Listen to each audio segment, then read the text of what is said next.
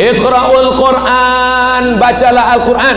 Fa innahu ya'ti yaumal qiyamah. Quran itu nanti datang pada hari kiamat.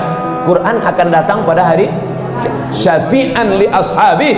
Quran memberikan syafaat pada orang yang menghafal Quran, membaca Quran. Anak-anakku yang hafal Quran, datang Quran memberi syafaat. Anak-anak yang hafal Quran, dia pula bisa memberikan syafaat kepada orang tuanya. Diletakkannya di atas kepala emaknya, kepala ayahnya, tajun minan nur, ada mahkota dari cahaya. Mudah-mudahan bapak-bapak, ibu-ibu termasuk yang dapat mahkota dari cahaya. Jadi tentang Quran akan datang memberikan syafaat, tidak ada ikhtilaf, baik yang menghafal maupun yang membaca.